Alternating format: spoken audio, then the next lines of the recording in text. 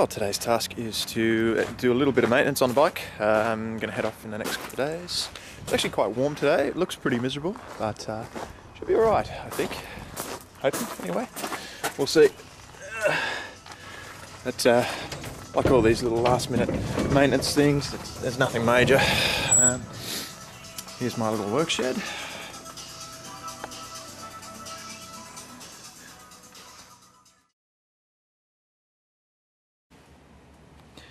Always pays to check your tyre pressure before you leave. I've been wondering why my tyre pressure was down so low, and I've discovered, I've just started digging this out.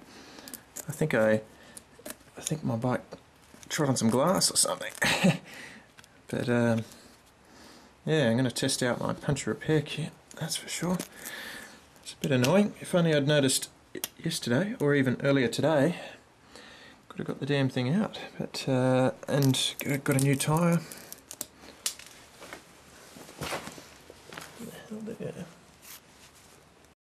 The last minute sticking everything back on the bike is what I'm doing now. Got one fairing on, need to get the other one on, and I've got to make up a little bit of electronics. Well, by electronics I mean a cable for the cigarette lighter thing to come up and pop out the back so I can charge my stuff while I'm on the road, hopefully.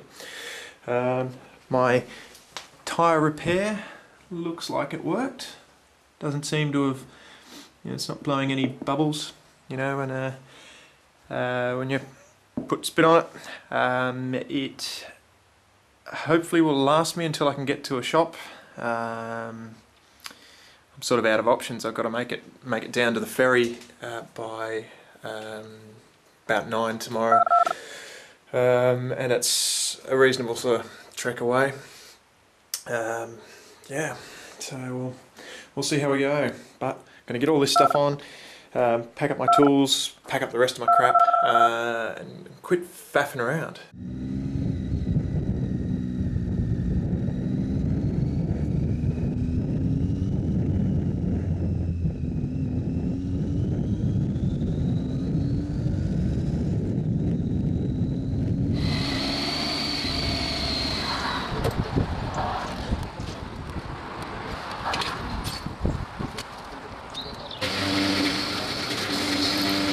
Well, I've made pretty good time, trying to catch up for leaving late, but yeah, been doing pretty well.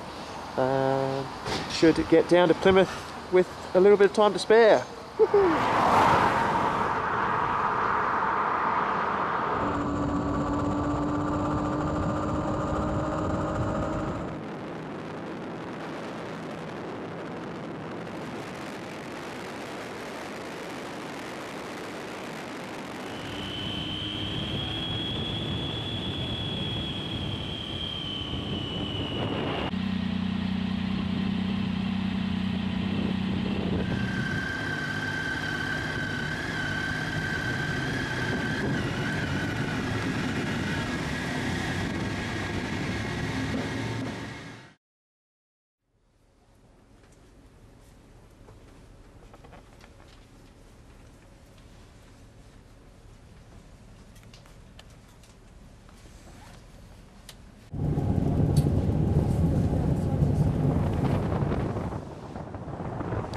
Cold out here, but compared to the weather in the last few weeks, it's been great. So I really need to stop being weather obsessed since I'm heading south. It's a 24-hour journey, so got plenty of time to sleep and organise myself. The one thing I should have done, and here's a tip for other people, is when you get into the place, when you're looking to swap your seat around, look for the PowerPoints. They usually do that sort of thing, but I didn't this time.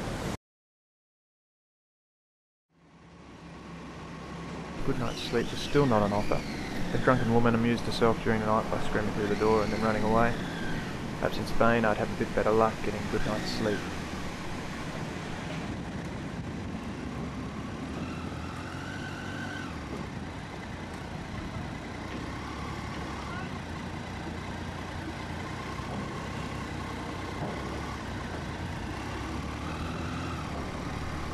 Queues at customs are almost a pleasure when there's the sunshine out.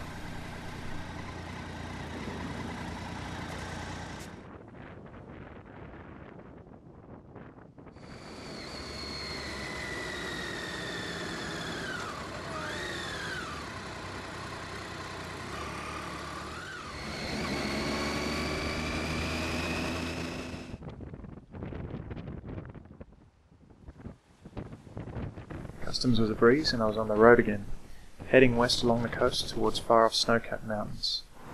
I filled up at the same station with a bunch of charity rally cars headed off to Timbuktu. I'm not sure if I'll run into them again as they're going straight down the middle of Spain and I'm taking the scenic route to Portugal. Motorcycling is an interesting way to get somewhere because even on freeways, which are a bit dull, boring, it does require a certain type of concentration. And I think that's what keeps people coming back, is that it's good to shut down your brain a bit and just concentrate purely on the craft of riding.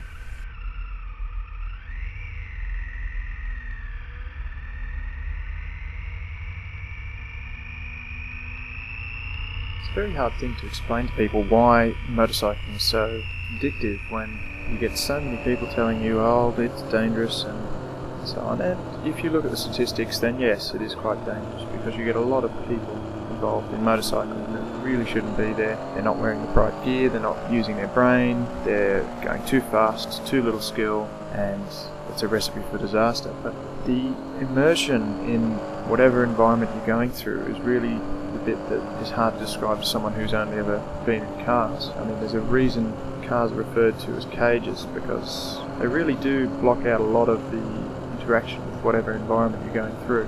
Now, when it's raining and snowing and hailing, it is nice to have a cover, but when it's a beautiful day, when there's the smells, the sun shining, I mean, even when you're going through fog, I mean, most drivers wouldn't realise that fog feels cold. It's one of those things that when you're sitting behind an air conditioner and a heater and a bunch of windows, you miss out on a little bit of the environment that you're in.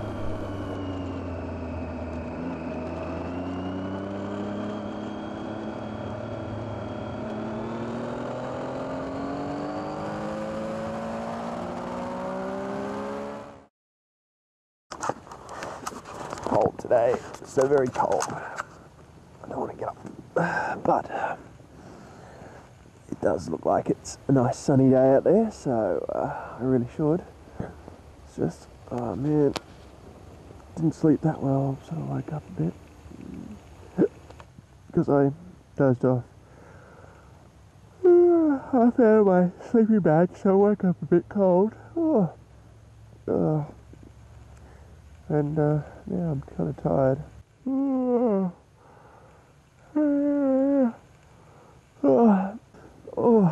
Puncture that I had seems to have held up pretty well, the plug thing. So I think I'll just ride until and I'll get on the road, I think. Just so very tired. And the cold doesn't help either. Would like to just sleep for another few hours, but trouble is then I trade in daylight hours for nighttime hours, and I'd rather be riding through the day because you get to see a bit more. Okay, time to get up.